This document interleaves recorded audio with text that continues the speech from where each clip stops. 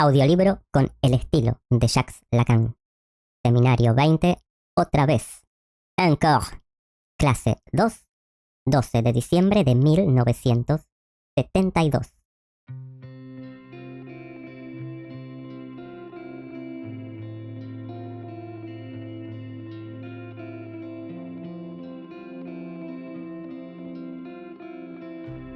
Lacan parece para su primer seminario, como se lo llama de este año, habría hablado, a que no lo adivinan, del amor, nada menos. La noticia se propagó. La misma me volvió, incluso de muy lejos, desde luego, desde una pequeña ciudad de Europa, a donde la habían enviado como mensaje. Como es sobre mi diván, eso me volvió. No puedo creer que la persona que me lo informó creyera en ello verdaderamente, visto que ella sabe muy bien que lo que yo digo del amor es seguramente que no se puede hablar de él. Háblame de amor. Eso quiere decir unas cancioncitas. Yo hablé de la letra de amor, de la declaración de amor. Esto no es lo mismo que la palabra de amor. En fin, yo pienso que está claro. Incluso si ustedes no se lo han formulado, está claro que en ese primer seminario hablé de la tontería.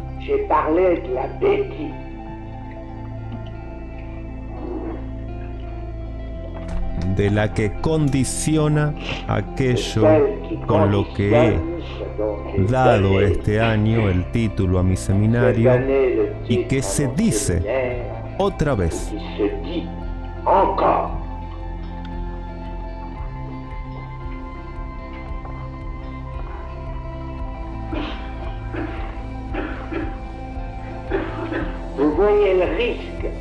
Les digo eso únicamente para decirles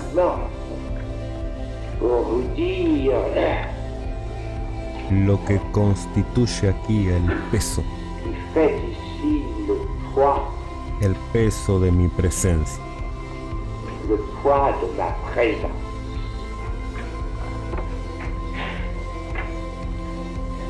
Es que ustedes gozan de ella.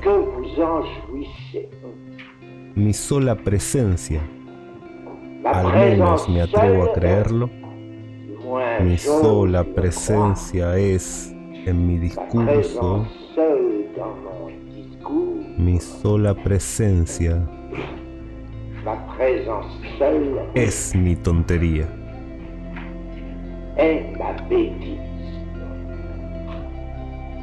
Yo debería saber que tengo mejores cosas que hacer que estar aquí.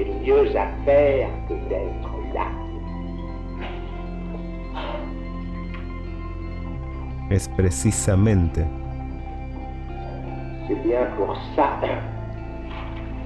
por eso que puedo tener ganas, muy simplemente, de que esta no les esté asegurada en cualquier caso. No obstante, está claro que no puedo ponerme en posición de retracción, decir que otra vez y que eso dura, es una tontería, puesto que yo mismo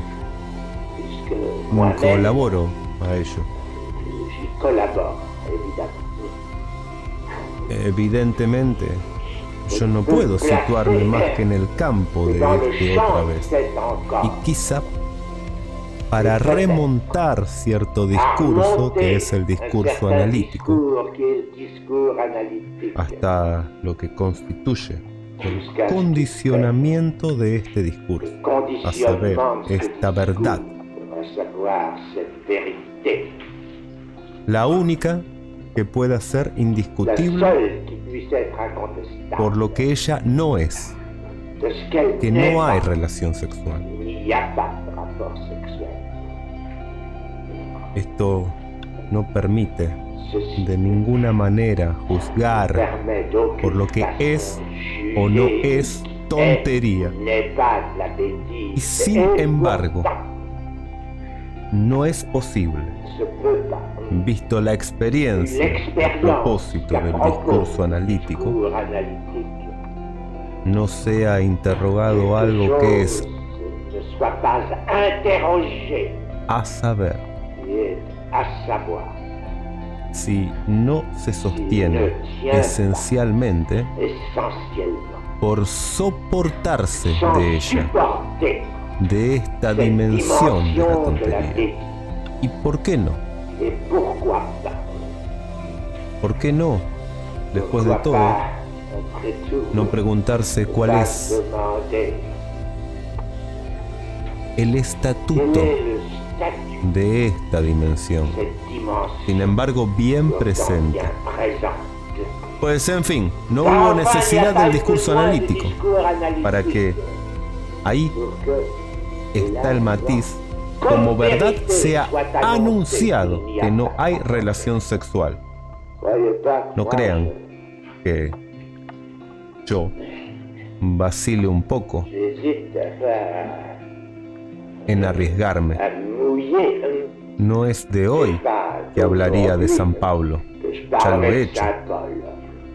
No es eso lo que me da temor, incluso comprometerme con gente cuyo estatuto, cuya descendencia, no es, para hablar con propiedad, lo que yo frecuento. No obstante, que los hombres de un lado, las mujeres del otro, eso fue la consecuencia del mensaje. Ahí tienen lo que en el curso de los tiempos ha tenido algunas repercusiones. Eso no ha impedido al mundo reproducirse a vuestra medida. La tontería aguanta en todo caso. No es completamente así que se establece el discurso analítico. Yo lo he formulado con el A minúscula y con el S2 que está debajo de él, y de lo que eso interroga del lado del sujeto para producir qué, es muy evidentemente que eso se instala ahí dentro, muy simplemente en la tontería, ¿por qué no? Y que eso no tiene ese retroceso que yo no he tomado tampoco, de decir que si eso continúa es por la tontería. ¿En nombre de qué lo diría? ¿Cómo salir de la tontería? No es menos cierto que hay algo, un estatuto a dar de lo que concierne a este nuevo discurso por su acceso a la tontería. Algo se renueva al respecto. Seguramente llega más cerca. Pues en los otros es precisamente aquello de lo que se huye. El discurso apunta siempre a la menor tontería, lo que se llama la tontería sublime. Pues sublime quiere decir eso, es el punto más elevado de lo que está abajo. ¿Dónde está en el discurso analítico lo sublime de la tontería? He aquí en que estoy al mismo tiempo legitimado a poner en reposo mi participación en la tontería, en tanto que aquí ella nos engloba, y a invocar a quien podrá sobre este punto aportarme la réplica de lo que sin duda en otros campos, pero no por supuesto, puesto que se trata de alguien que aquí me escucha y que es por este hecho está suficientemente introducido en el discurso analítico. ¿Cómo? Ahí está lo que ya, el término del año pasado, tuve la dicha de recoger de una boca que va a resultar ser la misma. Es ahí que desde el comienzo del año entiendo que alguien me aporte a su cuenta y riesgo la réplica de lo que en un discurso, particularmente el filosófico, resuelve, desvía, sigue su camino, lo desbroza por cierto estatuto respecto de la menor tontería.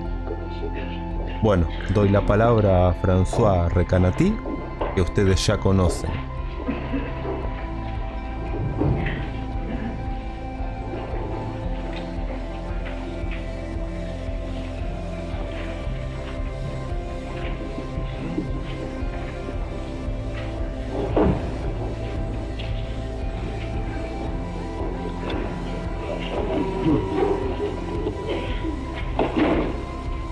Agradezco al doctor Lacan por darme la palabra una segunda vez, porque eso va a introducirme directamente en aquello de lo que voy a hablar, en el sentido de que no carece de relación con la repetición.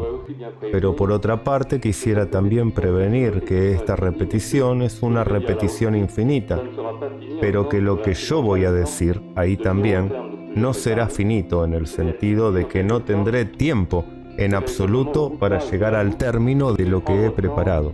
Es decir, que aquí, de alguna manera, es verdaderamente en el rizamiento del rizo que debería tomar sentido lo que como preliminares van a conducirme a ello, es decir, ahí voy a estar obligado, creo, a causa del tiempo y a menos que retome eso en otra ocasión, a atenerme a los preliminares, es decir, precisamente a no entrar todavía de lleno en esa tontería de la que ha hablado el doctor Lacan.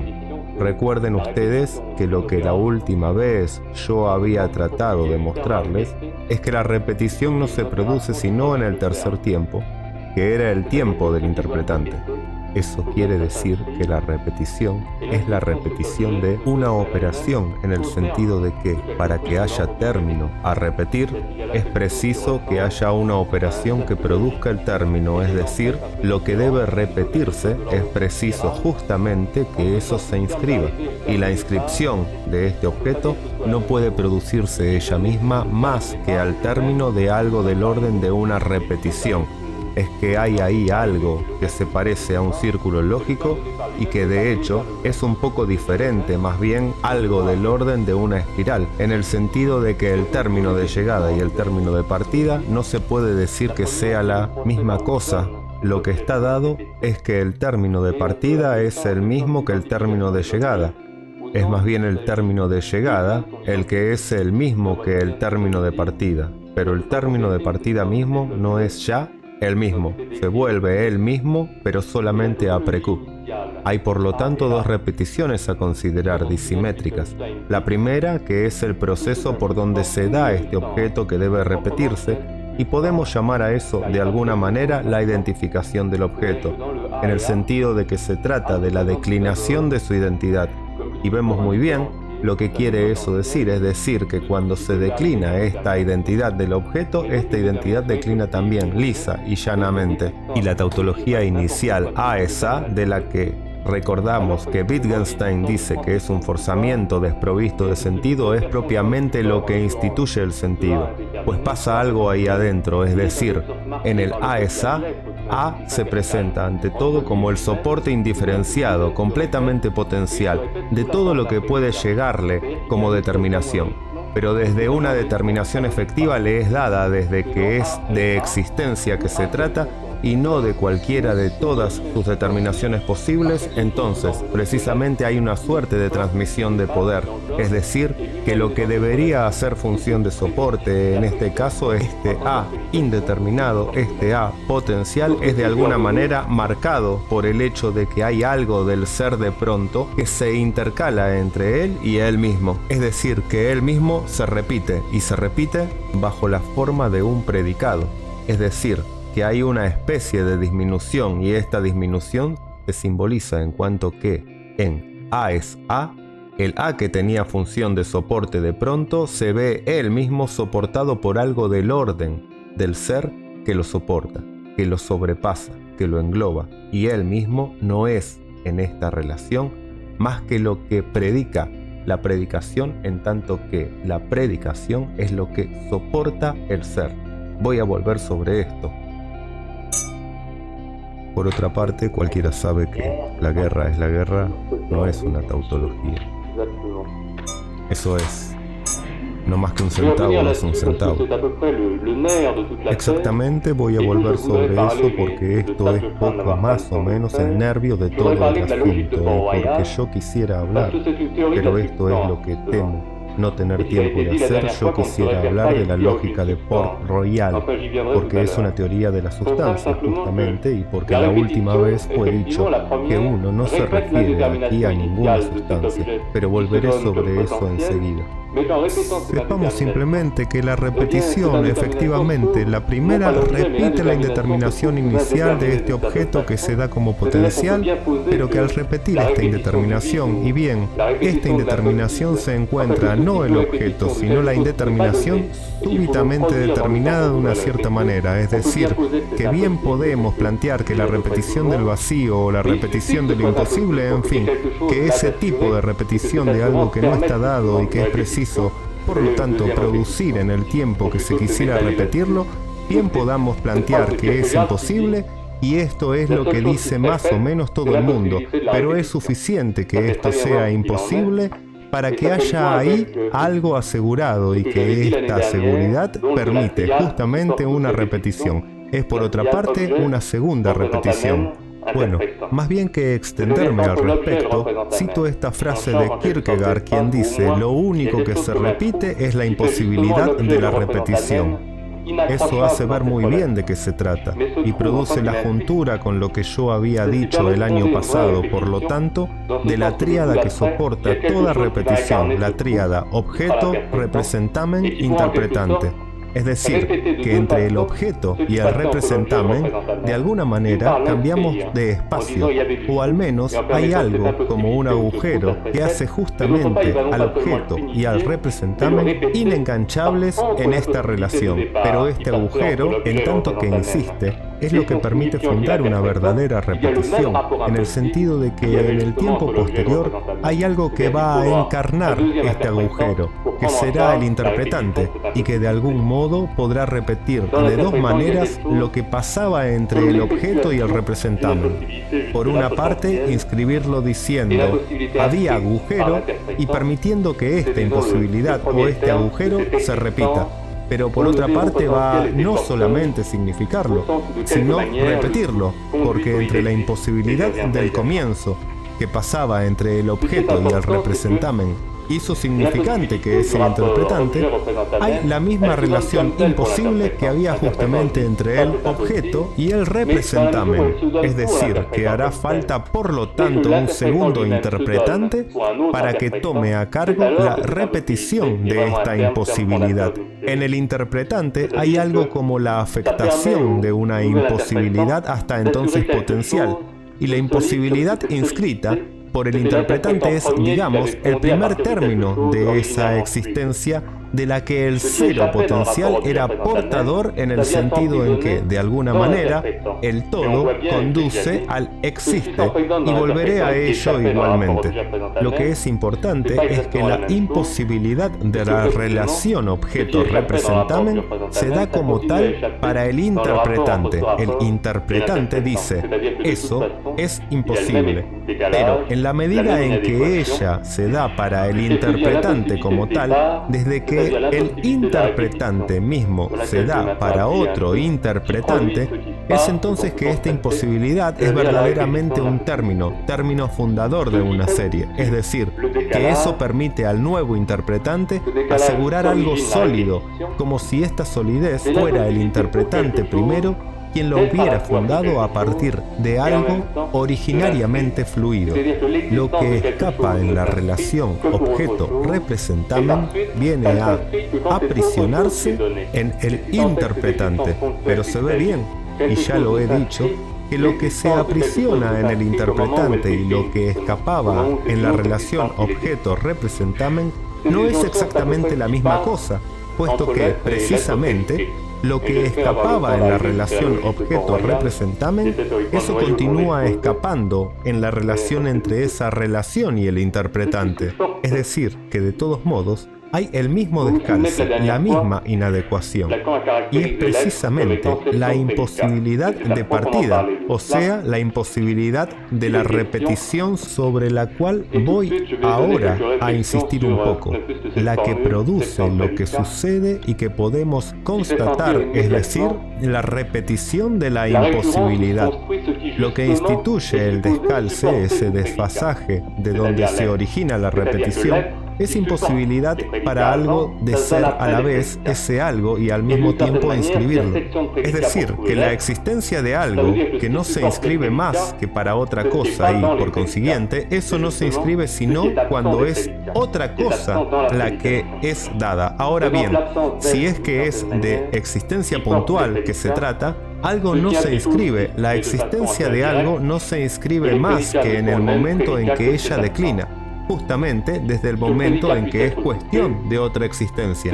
Esta disyunción es poco más o menos lo que pasa entre el ser y el ser predicado, y espero tener tiempo para llegar hasta la lógica de Port-Royal, que era teóricamente el núcleo de mi exposición para mostrarlo, pero en fin, es dudoso. Lo que soporta, recuerden ustedes que la última vez Lacan caracterizó el ser como siendo sección de predicado, y eso es propiamente hablando lo que está en cuestión. Y voy a ofrecer enseguida algunas reflexiones, aunque más no sea sobre esta fórmula. Sección de predicado, que hace sentir inmediatamente la recurrencia en la que se construye lo que justamente es supuesto soportar todo predicado, es decir, el ser.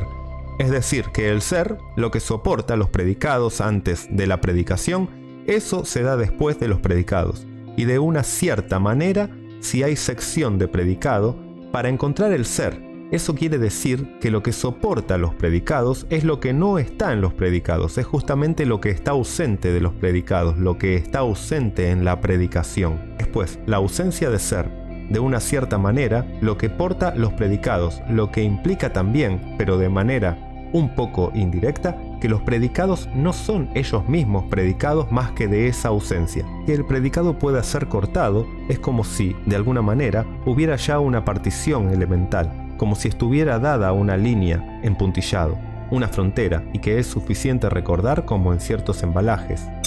Articule bien la noción de sección de predicado, puesto que es lo que usted ha enganchado con lo que yo dije en lo que dejé, y justo casi tropecé con eso. Sí, en tanto que la sección de predicado es propiamente lo que es el núcleo de mi exposición. Eso se puede imaginar con una fibración, es decir, que es a partir de una especie de halo que voy a tratar, rodeándolo verdaderamente, de circunscribir ese núcleo que va a aparecer en todos los ejemplos que voy a dar ahora. Sección de predicado. Es pues como si eso pudiera ser cortado. No insisto al respecto, sino que es evidente que no es por por haber cortado el corte que se va a volver a hallar lo insecable y que la frontera, una vez que se ha sajado adentro, insiste, tanto más cuanto que se manifiesta como agujero. Digamos que la sección, para tomar los sentidos que vienen, es también hacer dos de lo que era uno. Y si yo señalo este sentido que no es lo que aquí se acepta, es porque es el que Grodeck da a uno de sus conceptos, que se llama justamente la sección. La sección con una X, es decir, que eso no deja de interesar al sexo de una cierta manera. Y eso es la manera, para Grodeck, de hacer referencia a Platón. Y cuando digo Platón, no se trata del Parménides, sino de El Banquete, del que ustedes recuerdan que en el discurso de Aristófanes se levanta el problema de ese mito del andrógino originario que habría sido cortado en dos. Habría sido eso, la sección con una X. Ahora bien, sobre lo que quisiera insistir es sobre algo que resulta muy bien del banquete, no especialmente del discurso de Aristófanes, sino un poco de todos los discursos, incluso de aquellos que se supone que son contradictorios, y para ir rápido, no voy a tomar más que dos ejemplos, el discurso de Diótima por una parte y el de Aristófanes por otra. Y el banquete, eso lleva sobre el amor. El amor, dice Diótima, es lo que en todas partes donde hay dos oficia de frontera, de medio, de intermedio, es decir, de interpretante. Cuando yo digo interpretante es porque muy bien se puede traducir así el término que Platón plantea, que es un término derivado de mantiqué, que quiere decir la interpretación. Y mantiqué, Platón dice que ese término viene de maniqué, que maniqué quiere decir el delirio, es lo que oficia de interpretante. Pero el único interés de esta fórmula, porque sobre todo nadie en la asamblea del banquete la discute, es que permite que se diga de ella esto, que el amor en ningún caso podría ser bello, porque lo que se propone como objeto del amor, lo que como serie cae bajo el golpe del amor, siendo el amor como una marca que hace desfilar, que instaura una especie de corredor donde una serie de objetos va a pasar, los objetos que él ha marcado. El amor no puede ser bello porque sus objetos son bellos, y está dicho que en ningún caso lo que es el agente de una serie, la instancia misma de la serie o el término último de la serie, lo que encabeza una serie no puede tener los mismos caracteres que los objetos que están en esta seriación. Es decir, que los objetos del amor son bellos, entonces el amor no puede ser bello. Y esto es, por lo tanto, para hablar con propiedad, un carácter de esta instancia de seriación, un carácter del interpretante que nadie entre los polemistas presentes en la asamblea del banquete vuelve a poner en cuestión. Y se puede ver bastante fácilmente la relación que hay con Aristófanes, incluso si eso parece más lejano. Es que cuando él dice que en el origen los hombres tenían 4 piernas, 4 brazos, 2 rostros y 2 sexos, y bien ellos se volvieron un poco demasiado arrogantes porque ya no tenían verdaderamente deseo, no les faltaba gran cosa, y entonces se decidió, al menos es Zeus quien decidió cortarlos en dos para que se volvieran humildes. Pero lo que ha dicho Zeus es que eso no cuenta, un corte, si no hay efectos de corte. Es decir, que si el corte es puntual y después eso continúa como antes, eso no sirve para nada. Lo que él quiso entonces es que eso continúe, que haya un efecto. Y para esto él volvió los rostros que entonces estaban como los sexos en la espalda, y el sitio del corte era propiamente el vientre, puesto que está el ombligo, que es el índice del corte. Él decidió volver los rostros del lado del ombligo para que los hombres se acordaran de esto, de este corte, y luego, ya que estaba en eso, volvió los sexos igualmente, para que pudiesen tratar de volver a pegarse y que eso los ocupe. Pero lo importante, y aquello por lo cual he desarrollado todo esto en relación con el discurso de Diótima, es que el resultado de toda esta operación, que a pesar de todo es algo, el resultado puede parecer irrisorio. Es simplemente que el hombre, puesto que se le ha vuelto el rostro, ya no puede mirar detrás suyo, es que ya no ve más que adelante, ve solamente lo que lo precede. Vemos bien que esto es precisamente igualmente lo que dice Diótima, es decir, que es eso el fin de todo, es decir, el fin del todo, en tanto que a toda serie faltará el término último de la seriación, el punto de vista, aquello desde donde la seriación se construye. En general, es precisamente lo que yo decía recién, que no ve el otra vez.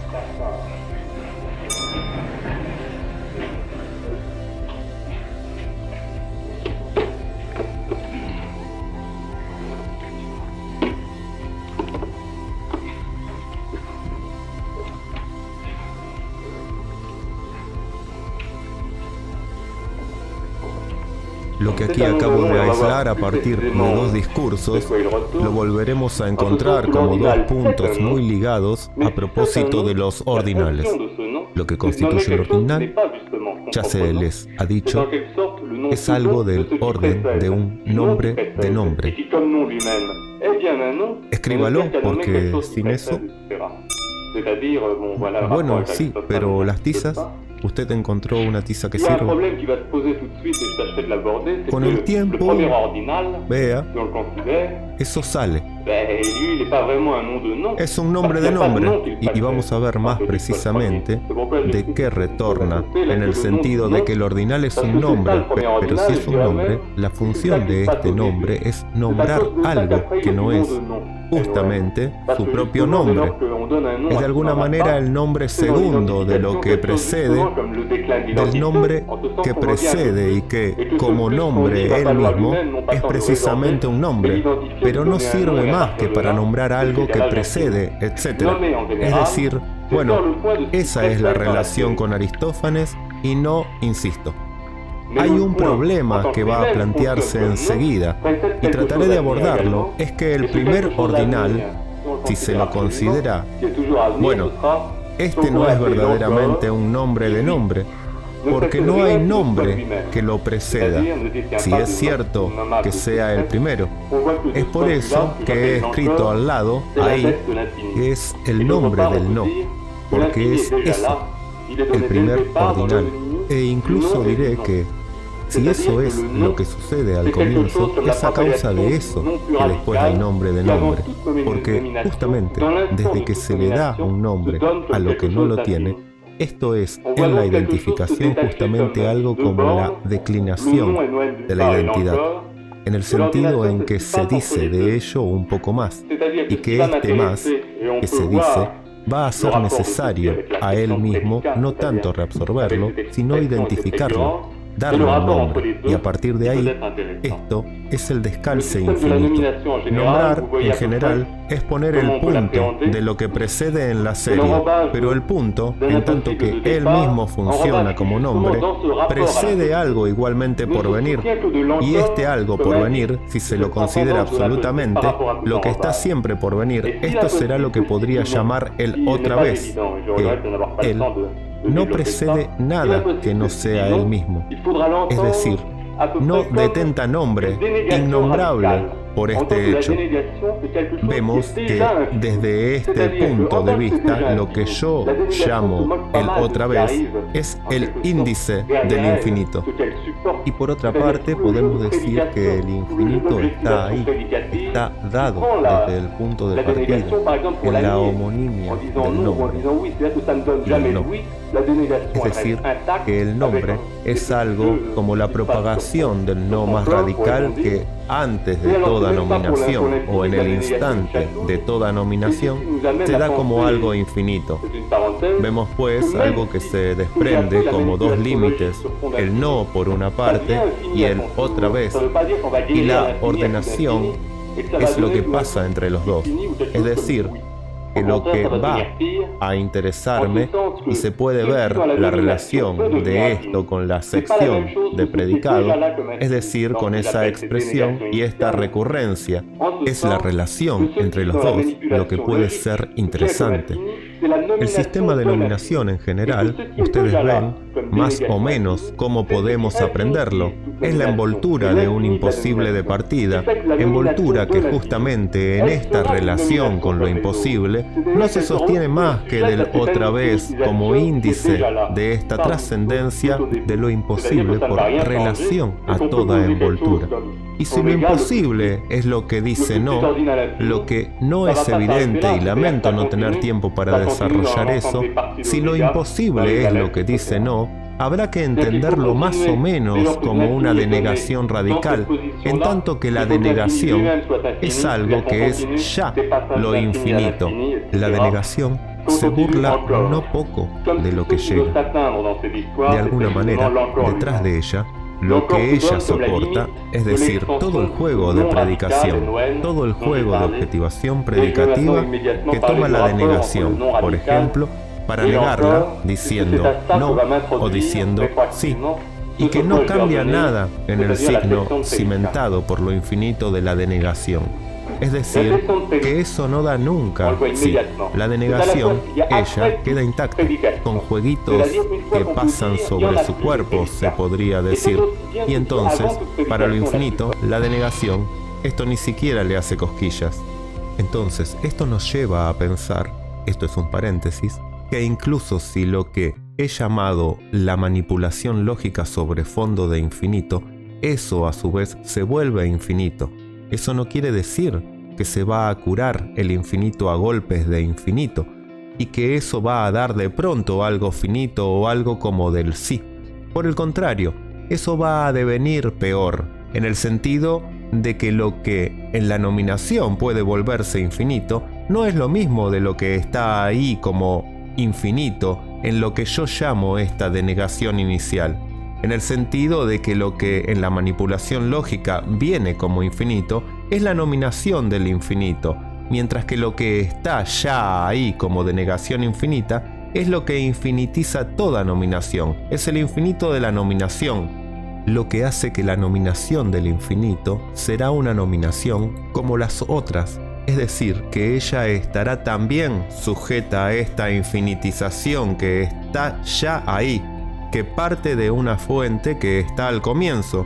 Es decir, que eso no va a cambiar nada y que podemos plantear algo como omega, el más pequeño ordinal infinito, eso no va a detenerse ahí. Es decir, que eso continúa en el conjunto de las partes de omega, en los aleph, etc.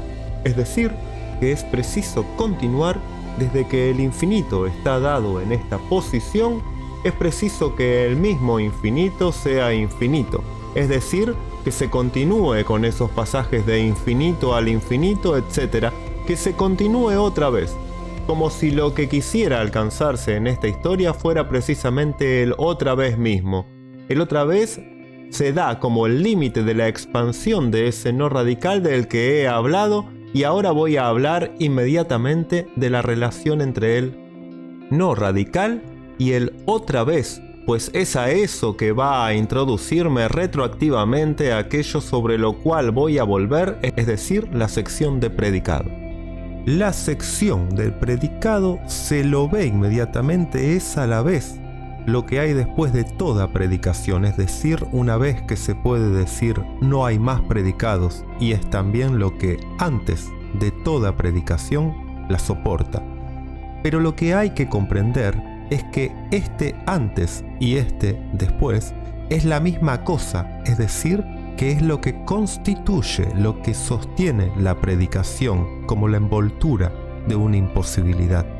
Es imposibilidad que hay que comprender como la imposibilidad misma de la predicación, es decir, la imposibilidad de suministrar todos los predicados, de ponerlos juntos, sin que al menos uno se desprenda como representado en la imposibilidad, en la existencia, la imposibilidad o, si queremos, el otra vez.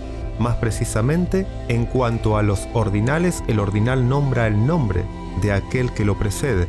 Eso quiere decir dos cosas, muy simplemente, que un ordinal no se nombra a sí mismo, pero es nombrado por su sucesor, y que a cada ordinal pertenece la suma mecánica de todos los que lo preceden, puesto que él mismo, un ordinal, nombra su precedente nombra su precedente, etc. Es decir, que enganchada a cada ordinal está la serie de todos los ordinales que lo han precedido. Ahora bien, ya estos dos puntos implican una discordancia esencial entre el nombre y el nombre del nombre, y esto es lo que yo llamaré un efecto de aplastamiento. Lo que viene a identificar el 0, por ejemplo, en la identificación del 0, como algo como el elemento único del conjunto idéntico a 0. O, para el conjunto vacío, creo que se puede muy bien decir lo que es elemento único del conjunto de sus partes, o simplemente ese conjunto de sus partes del que él es el elemento que viene a identificarlo propiamente. Eso se da como predicado del 0. Ahora bien, vemos bien que en este predicado hay algo en más que es dado, en más que el conjunto vacío, en más que el 0.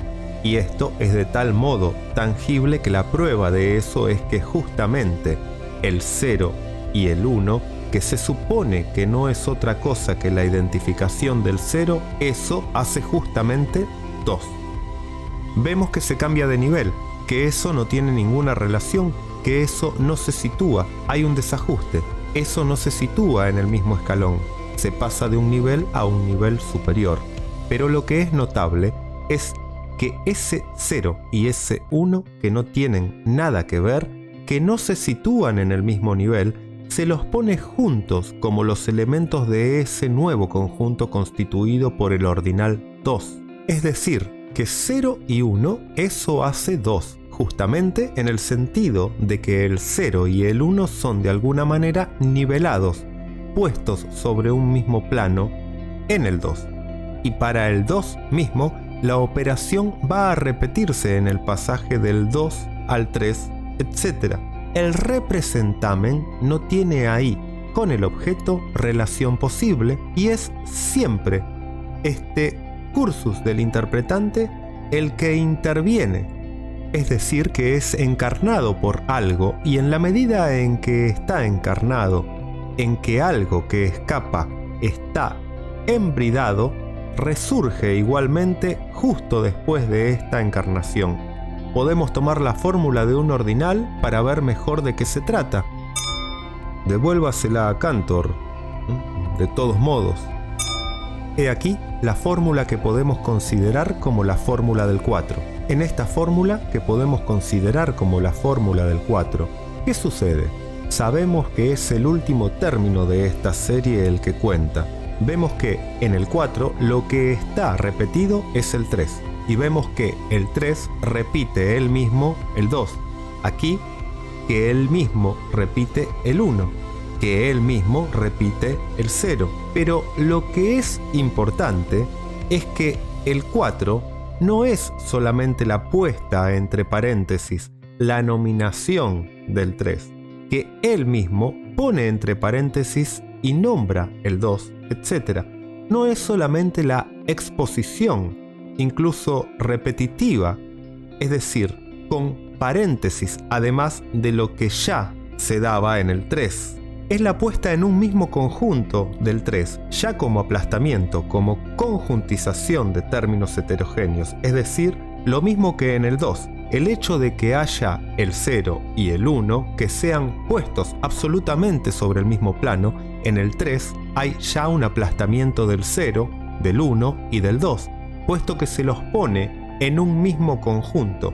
Y el 4 es aquí precisamente la puesta en relación en un mismo conjunto del 3 como aplastamiento, como esta conjuntización forzada, con los elementos que el 3 ha aplastado separados del 3, fuera del 3, es decir, que es una repetición. Vemos que la parte de la derecha y la parte de la izquierda son la misma cosa, aparte de que a la derecha hay más paréntesis.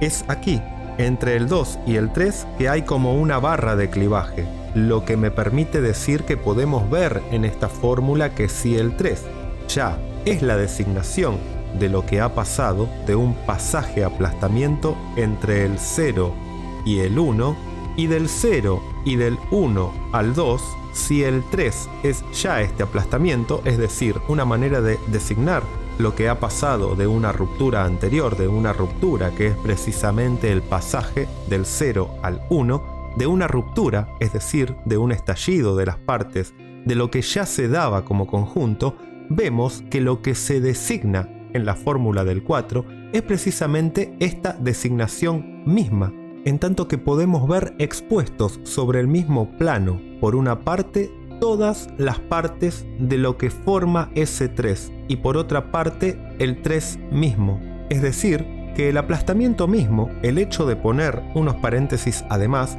esto no es suficiente como resultado para dejar pregnante ese pasaje del 0 a su aplastamiento en el 1, del 1 a su aplastamiento en el 2, etc., no expresando más ese pasaje, el 2 o el 1, como resultado. Es preciso que en el conjunto constituido por el 4 estén presentes a la vez los términos separados de los diferentes pasajes y la serie de los pasajes aplastamientos, para que el 4, como suma de todos esos pasajes imposibles pero efectivos, tome a su cargo en su propia fórmula la historia de la progresión que vemos aquí repetida, es decir, deje abierto lo que se plantea como cuestión, como irresolución en ese movimiento, es decir, la insistencia en esta carrera de lo que, a través de los diferentes límites sucesivos que hacen de alguna manera oposición al pasaje del 0 al 1, del 1 al 2, etc., la insistencia a través de esos límites sucesivos que hacen de alguna manera oposición al pasaje del 0 al 1, del 1 al 2, etc. La insistencia a través de esos límites sucesivos de lo que se da como límite absoluto y que sería el otra vez. Y si el 4 como aplastamiento totalitario, es decir, como suma de todo lo que ha pasado antes que él, de todos los aplastamientos impotentes para acabarse, si el 4 deja abierta esta cuestión, esto es precisamente porque él mismo, en tanto que aplastamiento respondiendo a esta falla que llama a un cierre imposible, no puede a su turno más que aplastarse otra vez, es decir, reproducir la falla, particularmente en la nueva fórmula que lo incluye como elemento, es decir, el 5, y que para hacer esto lo confronta a todos sus elementos, todos los elementos que él contiene a su lado para hacer surgir, entre todos esos elementos y su aplastamiento en el 4, imposible identidad.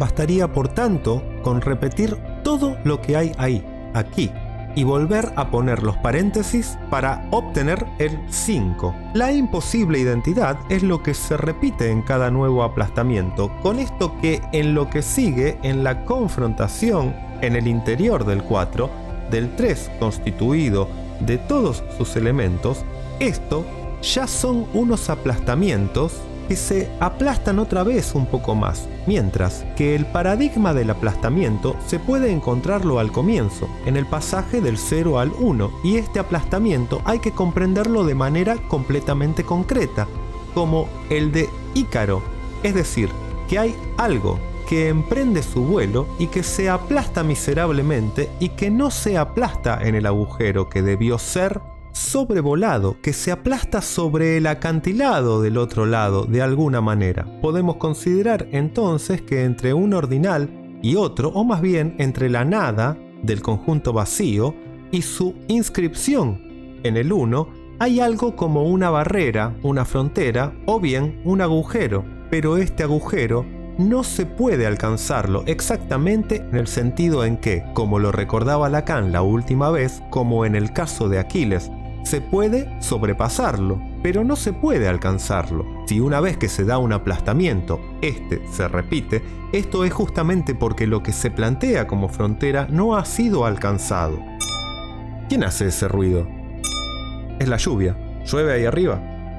Este límite insiste, como siempre, en otra parte, y el pasaje que lo manifiesta como agujero entre algo y su soporte, ese pasaje ni un instante puede ser aprendido como entre dos. Se lo ve en lo que concierne al pasaje de lo finito a lo infinito. Por ejemplo, pues, como lo he dicho, se puede plantear el más pequeño ordinal infinito, sin embargo, eso no se presenta de manera armoniosa como precedido justamente por el más grande finito o precedido por algo finito, porque este infinito no sería en consecuencia más que finito más 1. Entre los dos hay verdaderamente este agujero que no ha podido ser alcanzado y que se repite en consecuencia en la infinitización de los infinitos. Dicho esto, esta insistencia de la que hablo y que se manifiesta, esta insistencia del límite, en tanto que está excluido, en tanto que existe, más exactamente,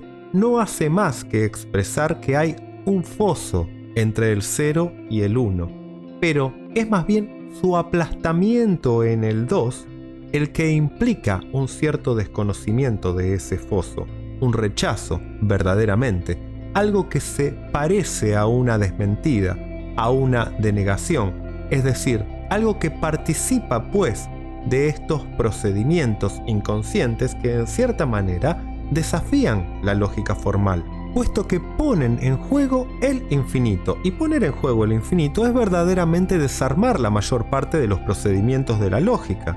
Cito un ejemplo que he leído en un artículo reciente sobre las matemáticas modernas, donde se decía que en una clase de escuela, cuando se pide un ejemplo de conjunto infinito, nunca se ha respondido con algo como los números enteros, es decir, nunca se ha respondido numéricamente, sino siempre por medio de un conjunto finito, y un gran conjunto finito como los guijarros de la Tierra o algo así. Eso muestra bien que para lo que es justamente del número, hay algo que hace creer que eso puede detenerse, y al mismo tiempo es muy justo, porque eso no se detiene de detenerse. Pero si yo digo eso no se detiene de detenerse, es precisamente eso, es decir, que eso no se detendrá jamás de detenerse. El límite del que he hablado podemos concebirlo en analogía con la muerte, con el silencio, y lamento no tener mucho tiempo para desarrollarlo, pero en general es aquello hacia lo cual converge el discurso, es decir, que la repetición es el representamen de la muerte. Y yo quisiera mostrar, tomando un mínimo de ejemplos, que en el sueño, por ejemplo, ya se lo ha dicho, hay algo que se manifiesta como ecuación del deseo igual 0, pero esta ecuación del deseo está en más, está en suspenso. Es el que interpreta el sueño quien dice, es la ecuación del deseo, quien sale del apuro para hacer 0. El sueño mismo está en algo del 0, es decir, que eso se equilibra. Al mismo tiempo, ecuación del deseo igual 0. Eso no se detiene evidentemente ahí. Eso no puede detenerse ahí porque el sueño justamente continúa produciendo enunciados. Ello continúa hablando y, por supuesto, ello bien quisiera ser igual a 0. Pero para eso sería necesario que ello se callara, lo que no es el caso. Ahora bien, el 0, si está inserto en esta ecuación del deseo igual 0, eso significa que está soportado por esta Eso significa que está soportado, que está designado por la ecuación que lo produce como aquello en lo cual ella concluye. Ahora bien, el hecho de que sea designado, que sea soportado, esto es propiamente la transformación ya de ese 0 en 1. El 0, cuando se le ponen corchetes, se vuelve 1. Ahora bien, es precisamente la tarea de la interpretación volver sensible en ese 0 el 1 del que es portador. El 1, pues, en tanto que el 0 se manifiesta, en tanto que está designado, se vuelve necesario que sobrevenga. Y se puede comprender, como sucede, que la interpretación sea como un vagón añadido a una ecuación ya dada. Es que precisamente el sueño mismo, el término último de la serie, es por ejemplo el 1. Pero en tanto que se está en el 1 lleva enteramente, está localizado sobre ese 0 que él inscribe. Y si él mismo hace 1, es por otra cosa, es decir, por la llegada de algo distinto que sucede en la interpretación. Lo que se da como resistencia a la interpretación de un sueño en un análisis, esa especie de fastidio para hablar de un sueño como si ya tal cual no estuviera mal, como si tal cual estuviera bien y como si no fuera necesario añadirle nada, eso tiene que ver con la barra resistente a la significación, de la que se dice que se separa el significante del significado. De dejarse guiar en la medida en que es cuestión de interpretación, por Peirce, si hay una oposición entre ellos, más bien que por Saussure, hay que recordar que el significado del que se habla no es otra cosa que significante, pero en una serie, en el sentido en que precisamente hay funciones en esta serie, roles que se intercambian, y que se puede decir que efectivamente hay un rol de significado por relación a un rol de significante. Pero el significado es un significante sumergido en la interpretación en el sentido de Peirce y que se encuentra de alguna manera aplastado, minimizado, disminuido, singularizado en el surgimiento de otro significante, surgimiento de otro que permite, por esta confrontación, la misma que se ve en el ordinal, comprender que tenemos que ver con unidades de otro conjunto, con elementos de un conjunto más amplio. Y este aplastamiento tiene lugar sin que lo que hace agujero entre los dos, en el surgimiento de ese nuevo significante entre los dos significantes, sea hablando propiamente producido, pero es en la repetición de ese fenómeno, en su carácter infinito, que se da algo como el límite de la interpretación, y el límite de la interpretación o de la significación para Peirce es la iancia de lo potencial, es decir, algo que hay que poner en relación con el sujeto, y a reserva de ponerlo en relación con algo, se puede igualmente ver si hay que ponerlo en relación con lo que se llama el conjunto de todos los conjuntos, porque el conjunto de todos los conjuntos quizás sea precisamente ese potencial infinitamente silencioso del que habla Peirce, y que se encuentra al comienzo y al final de toda serie. Decir que no existe, también decir que existe como límite de toda inscripción, y también como grano de arena en la maquinaria de toda ecuación que quiere igualarse a cero. Pues en el tiempo de este igual a cero, el cero se produce como este término y, en consecuencia, puede ser confrontado a algo diferente que se tomaría en la ecuación que le ha dado nacimiento y que lo singularizaría en otro conjunto más general, en el cual figuraría a título de un elemento. Si digo esto es porque no hace mucho he escuchado a un analista declarar que la mayor parte del tiempo los futuros analizantes vienen a verlo para una entrevista preliminar a partir de que ha sucedido algo. Es decir, a partir de que hay un grano de arena, una cosita de morondanga, ha llegado a refrenar, ha llegado a volver insoportable una economía hasta entonces muy soportada. Ahora bien, ese grano de arena no es otra cosa que aquello de lo que he hablado, es decir, que se constituye por la toma en cuenta global de esa ecuación, de esta ecuación, de esta economía muy satisfactoria en su extrema singularidad, que no es poca cosa, es decir, en oposición a algo diferente, que eventualmente se puede tomar del interior en esta ecuación y singularizar, es decir, plantear como actualmente enfrente de la ecuación toda entera. Es suficiente que un solo trazo de la ecuación sea producido aisladamente para que quiebre el equilibrio de la ecuación misma, que era un equilibrio de repliegue sobre sí misma, y para que funcione como grano de arena es suficiente un ligero deslizamiento. No puedo aquí citar ejemplos y es una lástima, pues eso aparece extremadamente bien de un ligero deslizamiento, de un cambio de nivel completamente irrisorio, es decir, de un transporte de lo que se da como ecuación en algo distinto, donde hay otros elementos que están en juego para que esta ecuación, satisfecha de sí misma, este conjunto cerrado, se convierta de pronto en otra cosa, es decir, para que uno se dé cuenta de que puede también funcionar como un elemento de otro conjunto, como parte de otro conjunto, que puede precisamente ser el conjunto de todas sus partes, como aquí lo vemos, es decir, como un elemento de un conjunto donde el todo de la ecuación precedente figura al lado de cualquier cosa, al lado de cualquier trazo, y al mismo título que el conjunto vacío, por ejemplo. No es de ningún modo que no pueda ser rebajado, estallado, al rango de singularidad elemental en algo que se da como un conjunto más grande, es decir, el conjunto de sus partes.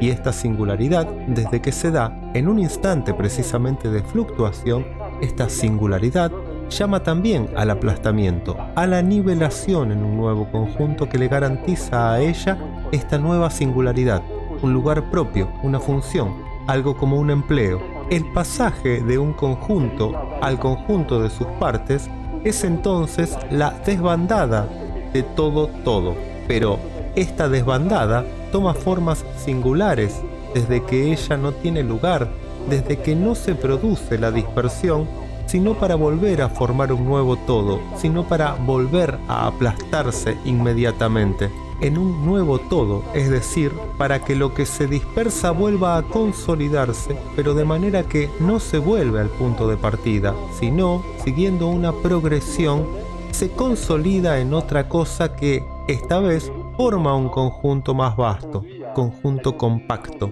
Quizá, en definitiva, la victoria va a la dispersión, en el sentido de que si la imposibilidad de la repetición puede repetirse, la imposibilidad de totalización no puede totalizarse, puesto que si se toma el conjunto de todos esos todo, cuya totalización se rompe por su fraccionamiento en el conjunto de sus partes, si verdaderamente se constituye este conjunto de todos estos todo como de sus partes, entonces sufre el mismo destino, es decir, que él mismo puede fraccionarse, lo que implica que nunca todos esos todos podrán totalizarse, sino en lo que sería otra cosa que el conjunto de sus partes, otra cosa que lo que se conoce de una totalización o de un aplastamiento posibles. Vemos que las rupturas de conjuntos, esto conduce a la constitución de nuevos conjuntos, al aplastamiento,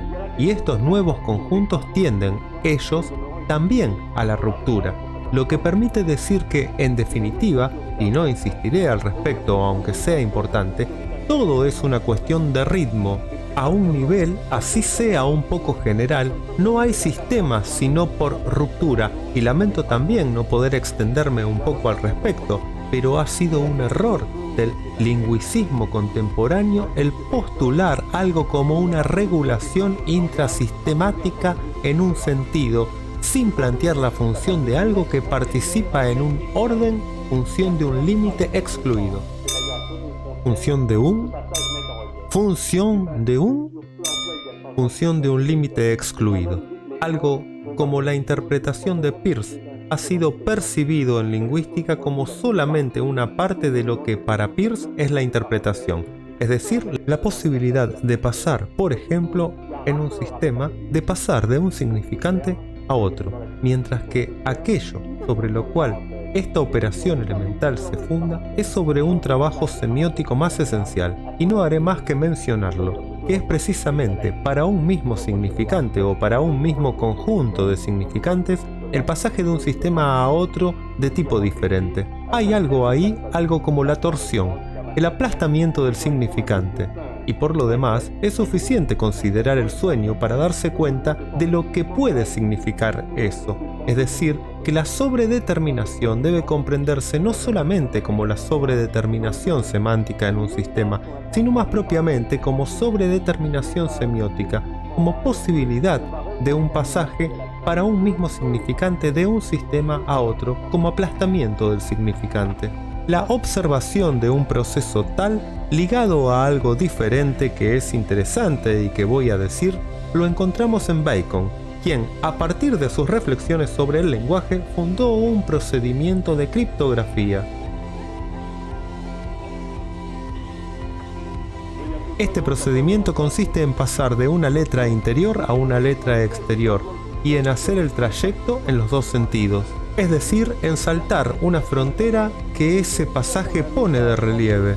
No voy a insistir sobre aquello en lo cual hay cambio de sistema en Bacon, pero doy rápidamente el ejemplo de esto para ver otra cosa, que es propiamente lo que insistía en ese ejemplo de los ordinales, algo que volvemos a encontrar en todas las encrucijadas, y que es particularmente algo que la omisión de los paréntesis, y que es particularmente algo como la omisión de los paréntesis y que permite justamente el pasaje de la frontera, algo que tiene relación con la posibilidad de una sustitución de dos términos, es decir que en la sustitución de dos términos todo es función de los paréntesis, y si uno se permite ignorar los paréntesis o cambiar el lugar de los paréntesis o de los corchetes, en ese momento todo es posible.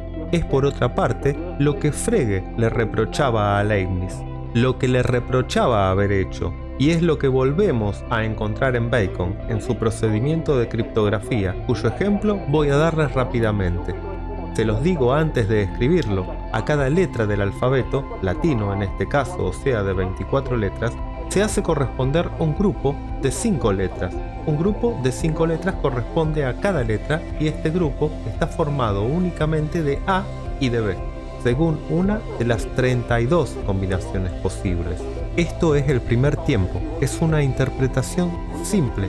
En el segundo tiempo está el mensaje que se va a transformar por el sesgo de esta transposición, mensaje que está únicamente en A y en B, y que se va a volver a transformar en alfabeto latino según otra interpretación, otra ley de transformación. La primera operación es por lo tanto esta. Ahora el fenómeno esencial del cambio de sistema, aunque yo no puntualizo que esto sea precisamente un cambio de sistema, sino que lo que hace que haya interpretación de interpretación es que una vez que se tiene un mensaje formado únicamente en A y en B, por la transcripción a partir de cada una de las letras, en ese cuadrado, se va a retranscribirlo en el alfabeto original latino, tomando no cada grupo de 5 A y B, pues esto sería propiamente volver a efectuar ese recorte que se trata de enmascarar, sino que se va a tomar cada letra, cada A y cada B separadamente, y a cada A y cada B como son las dos únicas letras por la que está formado el mensaje frontera, podrá corresponder a cada una un número enorme de letras del alfabeto latino, particularmente si se toma un alfabeto latino complicado con mayúsculas y no con mayúsculas y con itálicas. Cada letra apareciendo en mayúscula, mayúscula itálica, minúscula, minúscula itálica, se tendrá 4 veces 24 letras y la A y la B tendrán cada una la mitad de esas letras como traducción posible. Es decir, que lo único que va a contar será el orden de las letras del mensaje en la medida en que el interlocutor, el decodificador, sabe que hay que cortar el mensaje en porciones de 5. Por ejemplo, uno se da una serie ordenada de manera muy simple de A y de B, en el orden de alternancia binaria, y a continuación se hace corresponder el alfabeto común. Lo he dicho, a cada A y cada B. Lo que hace que cada vez que se tenga una A, se podrá poner lo que se quiera que le corresponda. Y cada vez que se tenga una B, será lo mismo. Lo esencial será la posición de las itálicas y el orden general de las letras. Ahora bien, lo que ha pasado entre los dos es justamente que se ha hecho caer los paréntesis, esos paréntesis que reagrupaban los grupos de 5. Se los ha hecho caer y ahí está lo esencial. Dicho esto, lamento no tener el tiempo para poder desarrollar este punto. Lo que permite la ruptura y el estallido del que he hablado es, pues, la estructura abierta de la ordenación.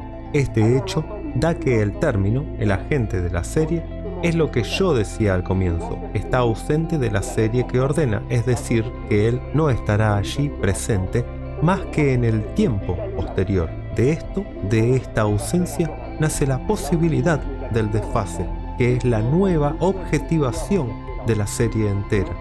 Es muy sensible en un relato de caso que el grano de arena del que hemos hablado, si manifiesta un cambio de nivel, esto es porque lo que era propiamente el agente totalizante de la formación precedente, es decir, lo que de alguna manera era los últimos paréntesis, el grano de arena de la formación precedente, eso se vuelve un elemento, eso es contado en la serie de un nuevo agente totalizante.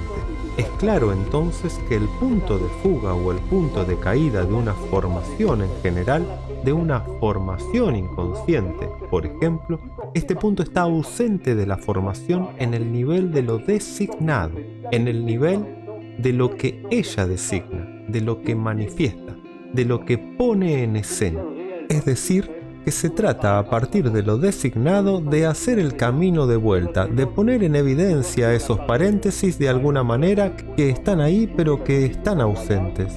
se puede tomar un solo ejemplo como aquel de ese sueño en el que verdaderamente entonces eso va de suyo, comentado por Freud en la época en que él buscaba por todas partes realizaciones de deseo, y en donde hay justamente una paciente que le sirve en bandeja un sueño en el que no hay deseo aparente. Uno puede romperse la cabeza, no se encontrará deseo, no se encontrará ecuación del deseo, ni realización del deseo, pero Freud aquí, quien comprendió muy bien este proceso, dice, y bien, justamente su deseo es que no haya deseo en el sueño, es decir, que yo esté equivocado, lo que muestra bien que lo que está presente en el sueño es el cero, el no hay deseo, el no hay ecuación, etc. Pero este cero está cercado dentro de los paréntesis, está inserto en un conjunto más general, como una parte de ese conjunto que representa el deseo en su generalidad. Es decir, que está soportado por un deseo, y el deseo, en tanto que tiene ahí la función de soporte, está ausente de lo designado y corresponde a la interpretación hacer surgir ese uno que estaba en estado potencial en el cero. Hay algo en la ruptura que no quiere acabarse, lo que he llamado el desconocimiento y que conduce a los sucesivos aplastamientos, y el aplastamiento no puede acabarse, no puede ser completo, pero aquello hacia lo cual tiende el proceso, puesto que ya he hablado un poco de él, es el aplastamiento, el acercamiento de todo lo que puede suceder, es decir, de todas las rupturas, un aplastamiento completo que delimitaría y que acabaría la totalidad de las rupturas posibles. El conjunto de todos los conjuntos es el conjunto de todo lo que puede producir por ruptura un nuevo conjunto. Y si está dicho que todo conjunto por ruptura da nacimiento a un nuevo conjunto, entonces el conjunto de todos los conjuntos se define como imposible. Ahora bien, justamente lo que es imposible es cercar una ruptura, ponerla en caja, pues desde que una ruptura se produce un nuevo conjunto, esto es para rechazar, para desfasar la ruptura que del nuevo conjunto va a ser todavía otro. La ruptura jamás está en el conjunto, incluso si el conjunto solo se sostiene por querer cercar la ruptura, y el conjunto de todos los conjuntos, el que englobaría la ruptura, es imposible. Y tras estos preliminares, podemos decir que lo que pasa, puesto que vuelvo a mi punto de partida, que era la cuestión de A es A, lo que pasa entre un sujeto y la operación que lo objetiva, lo define o lo limita en la predicación, se relaciona con la categoría de lo que se sostiene a sí mismo. Ahora bien, puesto que lo que sostiene algo no está sostenido sino por otra cosa, acabamos de verlo, la categoría de lo que se sostiene a sí mismo parece que sea imposible, pero si es imposible, esta imposibilidad misma puede tener efectos sobre la predicación, que no es otra cosa que un cercamiento soportado por lo que acaba de ser cercado. Y eso va de suyo si se considera que algo soporta su predicado, pero que el predicado al mismo tiempo va a tratar de cercar eso, de ligar lo que soporta.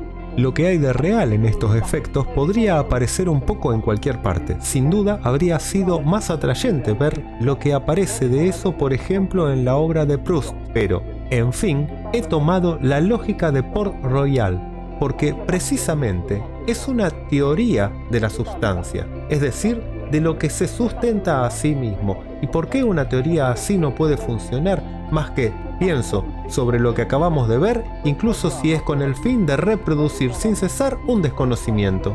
Lo que me ha llevado a la lógica de Port-Royal, donde encontramos un enredo de términos interesantes, como el signo, la predicación, la sustancia y el ser, es lo que ha sido dicho de una sección de predicado caracterizando al ser, pues en la lógica de Port-Royal, la predicación elemental, el hombre es, está allí, considerada como la forma vacía de toda predicación, como si el predicado fuera, en ese caso, no hay predicado, impredicable. Hay en la lógica de Port-Royal una serie de objetos que se predican justamente por no predicarse, y eso participaba a la vez de sus preocupaciones jansenistas por una parte y cartesianas por otra. Yo desarrollo un poco esta historia del predicado y de la sustancia para mostrar que si llevamos un poco al extremo estos conceptos que resultan ser una teoría de la sustancia, obtenemos algo que es más o menos lo que he dicho anteriormente. Un predicado es algo en el conjunto que está soportado por una cosa, una substancia, siendo la sustancia lo que se sustenta a sí mismo. La sustancia es lo que se concibe como subsistente por sí mismo y como el sujeto de todo lo que le concebimos. El predicado es lo que, estando concebido en la cosa y como no pudiendo subsistir sin ella, la determina a ser de una cierta manera y la hace nombrar tal. Estas son dos definiciones que encontramos al comienzo. Ahora bien, ya a partir de ahí hay algo que va a fallar. Va a haber allí un punto de tropiezo que de alguna manera va a ser producido por el lenguaje corriente. En la lógica está dicho que un nombre de substancia es muy naturalmente un sustantivo o absoluto, mientras que un nombre de predicado es un adjetivo o connotativo. Ahora bien, el problema que se plantea es que hay sustantivos que aparentemente no tienen nada que ver con las sustancias, que no son cosas, sustancias como la tierra, el sol, el fuego, el espíritu, que son los ejemplos dados de sustancias en la lógica de Port-Royal. Es decir que, aparte de los sustantivos de los que acabo de hablar, también hay nombres que expresan cualidades connotativas, es decir, nombres que participan de la predicación. Por ejemplo, la redondez. Por una parte se dice, la idea que tengo de la redondez no me representa sino una manera de ser o un modo que no concibo que pueda subsistir naturalmente sin la sustancia cuyo modo es. E inmediatamente después se dice, las palabras que significan primera y directamente los modos, porque en eso tienen alguna relación con la sustancia. También son llamadas sustantivos y absolutos, como dureza, calor, justicia, prudencia. Dicho de otro modo, es a partir de un momento de detalle bastante ridículo que se puede concebir, y eso se desarrolla en la lógica de Port-Royal, que lo que primero ha sido modo o, en el discurso, predicado, tras haber sido primera y directamente tal, basta con un cierto desfasaje para que eso se vuelva a su turno sustancia, siendo la sustancia lo que se sustenta a sí mismo. Ahora bien, este desfasaje será preciso cercarlo, y van a ver ustedes que eso tiene relación con el conjunto de las partes de un conjunto. Es el pasaje en el discurso, por ejemplo, de un predicado redondo al sustantivo redondez. Ahora bien, participan de la redondez, está dicho, todos los objetos que puedan ser predicados redondos. Es decir, que la redondez, para emplear otra expresión, es la extensión del predicado redondo. Y la extensión del predicado no es un predicado, es una sustancia, lo que hace que, a partir de una extensión de predicado, obtengamos una sustancia. Voy a profundizar este asunto. Ustedes ven bien que una sustancia como tierra, sol, etc., es decir, una colección de predicados, es un objeto al cual se remiten una multitud de predicaciones posibles, mientras que una extensión de predicado es propiamente un predicado que se sustenta de poder ser referido a una serie de objetos posibles que están en consecuencia en la posición de predicados de predicado, lo que hace que a partir de una extensión de predicado obtengamos una sustancia. Eso tiene algo que ver con el conjunto de las partes de un conjunto y, especialmente, está dicho en la lógica de Port-Royal, con que la abstracción es lo que consiste en considerar las partes independientemente del todo del que ellas son parte, y está dicho que es así que se puede concebir el atributo, es decir, el predicado, independientemente de la sustancia singular que lo soporta actualmente. se parte de un conjunto, una cosa, como conjunto de predicados, a la cual pertenecen, pero entonces inesencialmente esos predicados se separan las partes, los predicados de la cosa, y a partir de ahí, de una manera en cierta forma mágica, se puede considerar una nueva sustancia, que es aquello por lo cual unos predicados singulares pueden tener relación con la unidad independientemente de toda relación actual con una sustancia singular. Hay pues un proceso que, a partir de la fragmentación de una unidad, conduce a otra unidad. Hay que comprender que lo que se da al comienzo como sustancia, es decir, como el objeto al que pueden remitirse una serie de predicados posibles, es la misma cosa que el primer A de A es A. Es algo potencial, es decir, que eso se da como el soporte de todo lo que puede llegar como predicación, soporte potencial, es decir, que funciona a nivel del todo, a nivel del cualquiera. Pero desde que algo es dado, desde que existe predicado, el soporte potencial se esfuma, es decir, que desde que una palabra actual es dada, el soporte cesa de ser sujeto.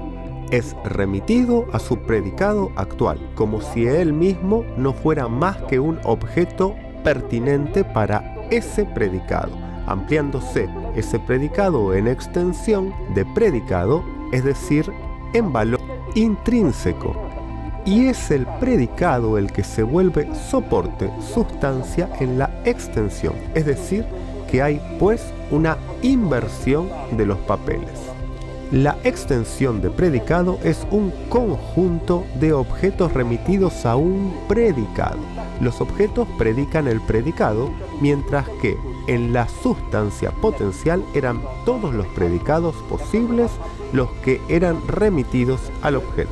Ahora bien, lo que pasa entre esos dos tipos de sustancia, colección potencial de los predicados y extensión de predicado, es del orden de lo que hemos visto a propósito de los ordinales, y me gustaría mucho que eso aparezca por sí solo. La sustancia potencial es un conjunto de predicados y la extensión de predicado es un conjunto de objetos. Se hace salir de la sustancia potencial un predicado que ella contiene, que ella es supuesta contener, y se ponen la sustancia y ese predicado actual en relación, uno enfrente de la otra, en un nuevo conjunto, como ahí hemos puesto en relación al 3 como encierro de partes que encontramos justo al lado de sí mismo.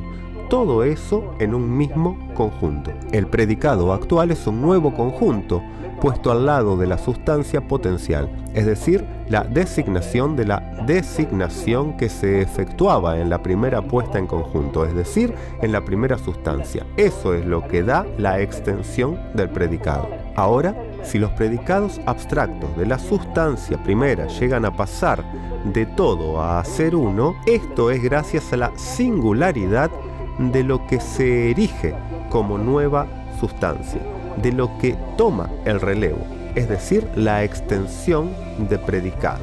Ahora, si los predicados abstractos de la sustancia primera llegan, a pesar de todo, a ser uno, eso es gracias a la singularidad de lo que se erige como nueva sustancia, de lo que toma el relevo, es decir, la extensión de predicado. Si empujamos un poco más la diferencia que funda el uno, podemos muy bien interrogarnos, al considerar las extensiones independientemente de los predicados, ¿qué sustenta la extensión? Es decir que, si la extensión es el interpretante que sostiene a los predicados en su relación actual con las sustancias potenciales, ¿qué sostienen las extensiones? ¿Cuál es su interpretante en su relación con esa relación misma? Vemos que en la medida en que en el pasaje de la colección potencial de predicados a la extensión de predicado hay una inversión de los papeles desde un punto de vista formal, las dos sustancias son lo mismo. Es que si hay algo que soporta y algo que es soportado, incluso si en un caso es lo contrario que en el otro.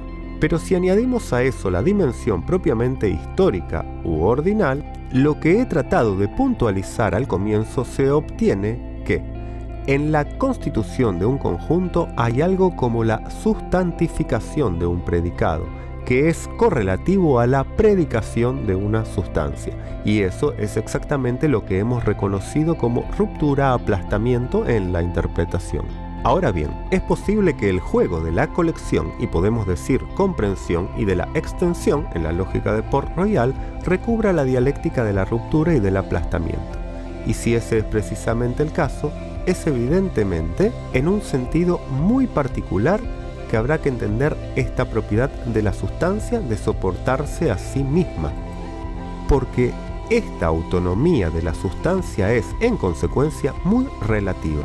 Es decir, que se sostiene en la relación diádica que la opone a lo que la predica, que la opone a su predicado.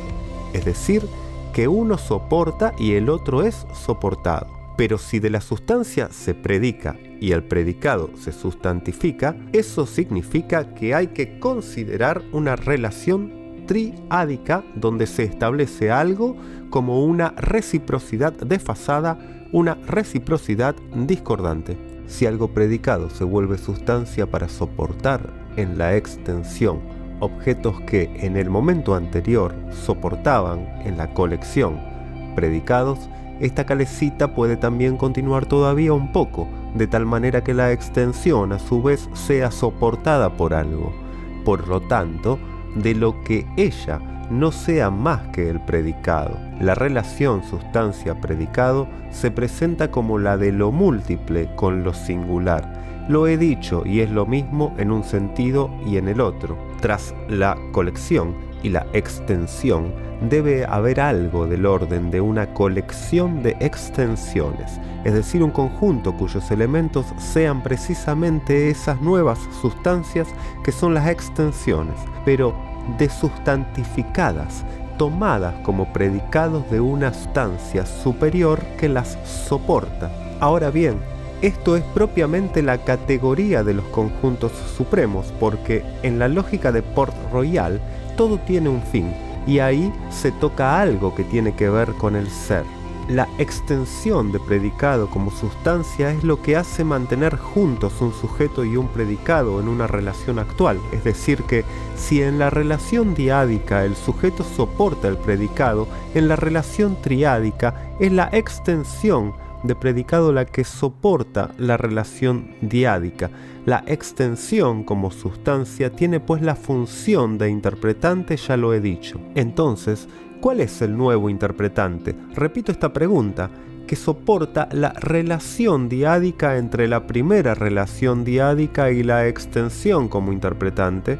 Si el término último de una relación serial la representa enteramente menos a sí mismo, y sin duda ustedes han observado que no paramos de trabajar con esta hipótesis, entonces, del mismo modo que el conjunto de las relaciones objeto-predicado, es decir, la extensión, hace las veces de e interpreta esas relaciones, será el conjunto de todas las relaciones el que será el interpretante de la extensión. Es decir, que si se repite el proceso, la extensión sustancializada del predicado va a desustancializarse y a ser remitida como predicado a lo que soporta toda extensión, el ser.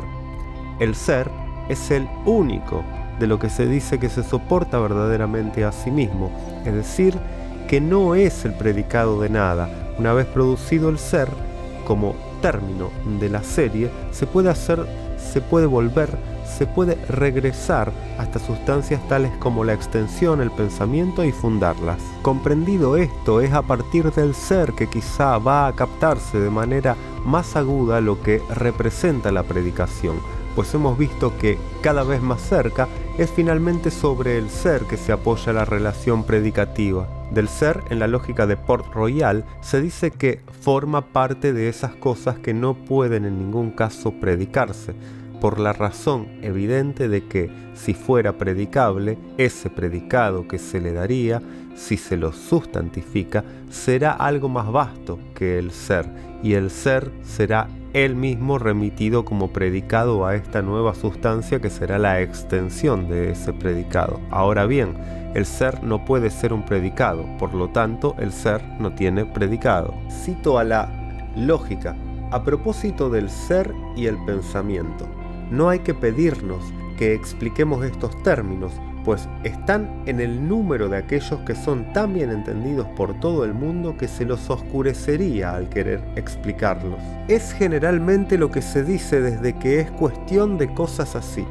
Hablar del ser es reducirlo a un ser menor, lo mismo que hablar del pensamiento, puesto que si el pensamiento es el conjunto de todo lo que se puede pensar y de todo lo que se puede decir al respecto, forzosamente es algo más que todo lo que se podrá decir de él. Al mismo tiempo, por este hecho de que el ser no podría ser predicado, y por ese otro de que el ser es el soporte de todo, de toda predicación, hay algo como una disyunción entre ese ser que no soporta nada, porque no puede ser separado de nada, y ese todo que no puede concebirse más que soportado por el ser. Pero esto no es disyunción más que al considerar en un primer tiempo el ser por una parte, los predicados por otra.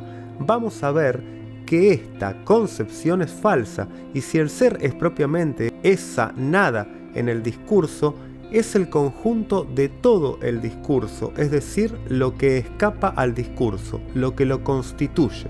Desde ese punto de vista, lo que escapa al discurso es el discurso mismo, puesto que no hay discurso como puesta en conjunto, como aplastamiento, sino a fin de atrapar precisamente lo que le escapa. Así, el ser habrá ciertamente que situarlo tanto al comienzo del discurso en el no radical como al final, en el otra vez, encore. Ahora bien, la diferencia, y yo lo preciso, que hemos aislado entre la sustancia potencial como posibilidad de una predicación y toda predicación actual que rebaja la sustancia al rango de predicado vuelto sustancia, esta diferencia nos permite comprender lo que es el ser. No es poco que un conjunto como totalidad cerrada, por ejemplo el 3 que ustedes ven en el pizarrón, sea diferente del conjunto de lo que se puede inventariar como partes de ese conjunto. La sustancia como soporte, colección de predicados, comprende de manera potencial la serie de los predicados que le pertenecen, pero independientemente de ninguna actualización del predicado. Pues desde que se actualiza un predicado, desde que existe un predicado, al contrario, es de la expulsión fuera de la sustancia de un predicado que se trata. Eso es una ruptura, la ruptura que, por desmembramiento, pone en relación a la sustancia con todo lo que ella soporta. Ahora bien, es aquí que está el nudo del asunto, pues si hay una diferencia entre, por una parte, la puesta en relación sobre el modo predicativo actual de la sustancia como los predicados que la definen y, por otra parte, la sustancia misma, en tanto que ella es supuesta no ser otra cosa que su relación con los predicados, el hecho de soportarlos, entonces, habrá que concluir que la sustancia es otra cosa, un soporte de predicados, otra cosa que aquello con lo cual se relacionan los predicados. Pero sin embargo, en una sustancia, trato de apurarme, pero hay ahí un tejido lógico de proposiciones contradictorias, no hay otra cosa en la sustancia que unos predicados juntos, y eso está dicho. Y no obstante, si se pone a la sustancia en relación, la sustancia como conjunto de predicados, en relación con esos predicados cuyo conjunto es ella, uno se encuentra frente a no una simple redundancia, sino propiamente a una diferencia. Y lo que hay de más en la sustancia, lo que hace esa diferencia, el hecho de que los predicados estén juntos, no es simplemente una simple determinación suplementaria de los predicados, pues está dicho en la lógica que la sustancia se sostiene enteramente en esta diferencia entre el hecho de que los predicados estén juntos o no lo estén. Es decir, que si se suprime la posibilidad de esta diferencia, ya no puede haber sustancia, es decir, que queda un universo de predicados, un universo indiferenciado de predicados, lo que Peirce llama el universo del quizá. que es también la nada absoluta, en la medida en que está dicho en la lógica que sin la sustancia los predicados no se sustentan, no son más nada. La sustancia es lo que hace sostener algo, lo que permite relaciones, es decir, lo que está en más cuando los predicados están juntos.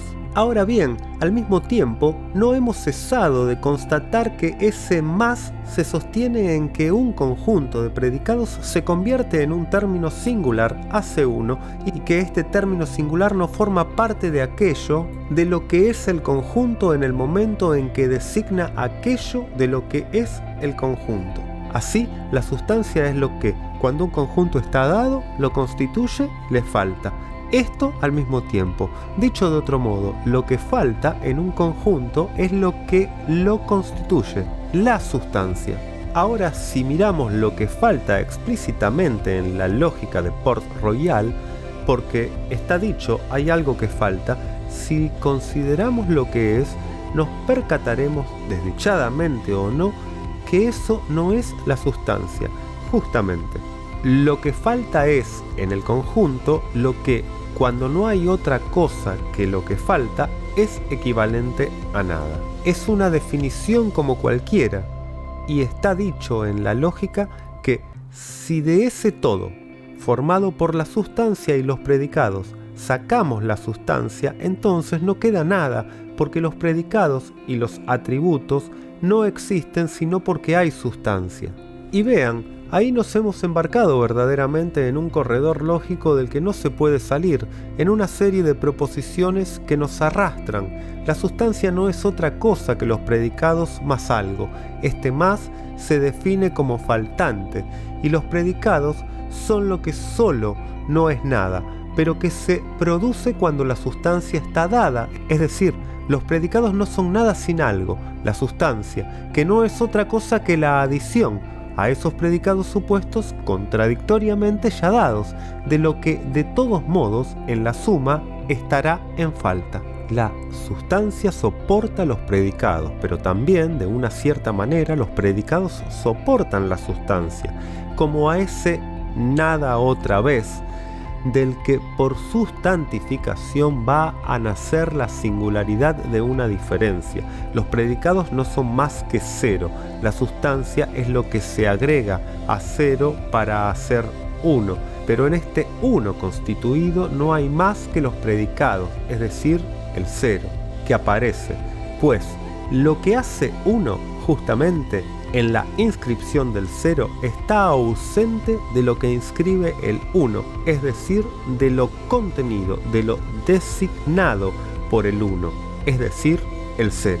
Estas contradicciones, entonces, que he puesto de relieve por medio de estas pocas fórmulas, parecen poder reordenarse a partir de la reintroducción del punto de vista ordinal que ha precedido al comienzo de esta consideración de la lógica de Port-Royal, es decir, la oposición entre la colección y la extensión. Eso se comprende así: la sustancia soporta el predicado que, definido, lleva sobre la sustancia.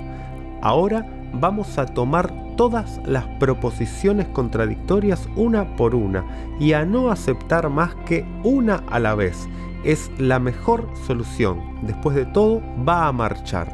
Siendo la sustancia lo que falta, el predicado es un efecto de falta, lo que lleva sobre una falta la envoltura de una falta.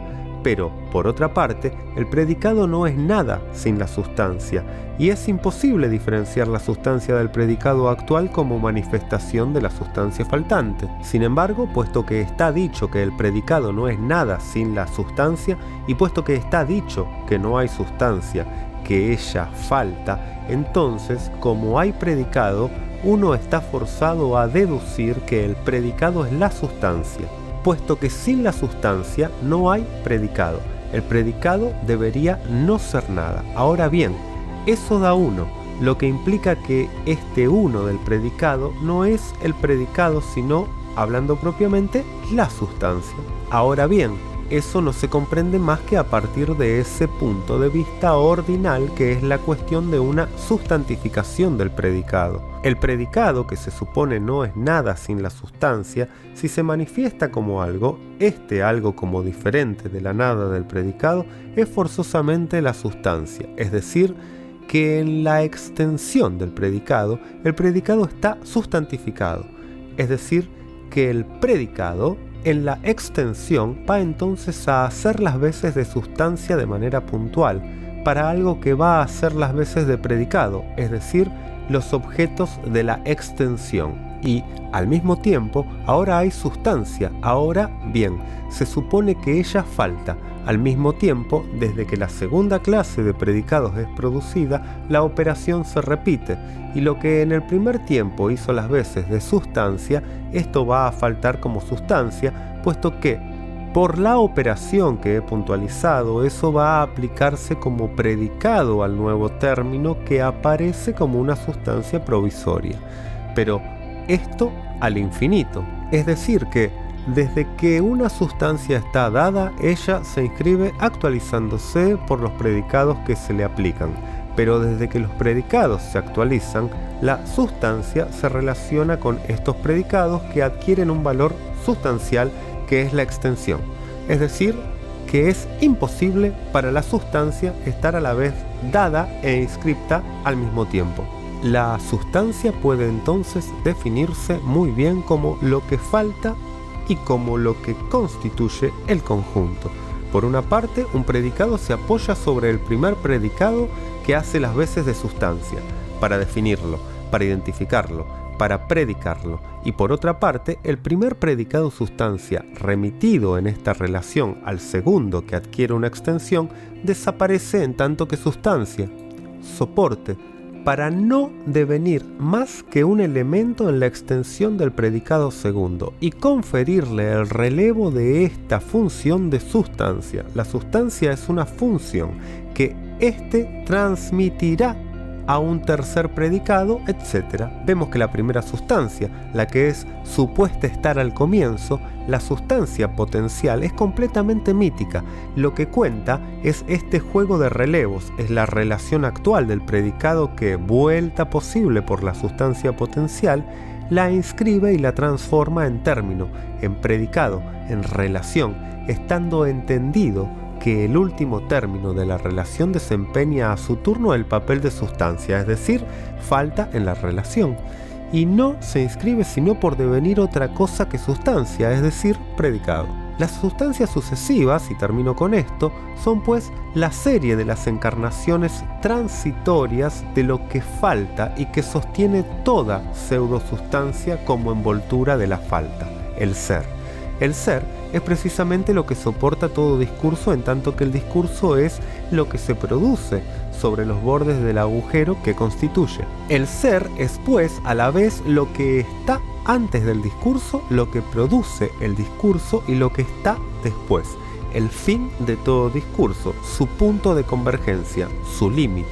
En la lógica de Port-Royal quisiera situar las cosas. No es una teoría del discurso lo que podemos encontrar. Al contrario, pero en la medida en que es lo contrario, hay algo que esta teoría que insiste en el seno mismo de ese discurso que es sostenido, mientras que el proyecto inicial de Port-Royal era construir un metalenguaje y que esto es dicho especialmente por lo contrario, algo insiste en Port-Royal a pesar de Port-Royal, es decir, eso adquiere sus efectos a partir de lo siguiente, que desde que el ser es presentado como lo que no puede ser predicado, como conjunto de todo lo que puede ser atribuido, está dicho que es más que todo lo que puede ser atribuido. Esta impredicación del ser es presentada en una fórmula ya elocuente. Se dice, el ser es impredicable. Ahora bien, justamente, impredicable, ese es quizá el término predicado que,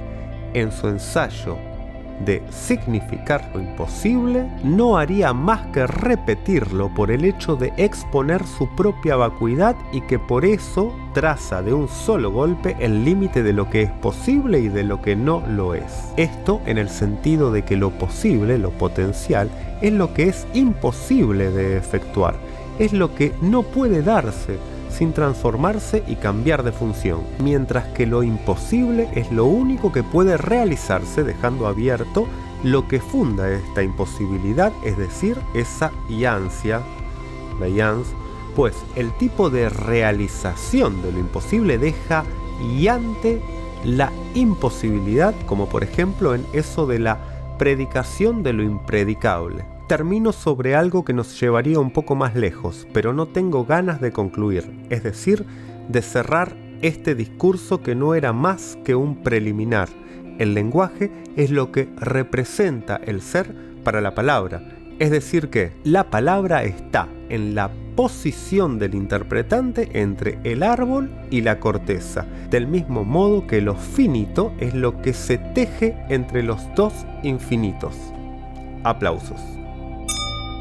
Concluiré con estas 4 o 5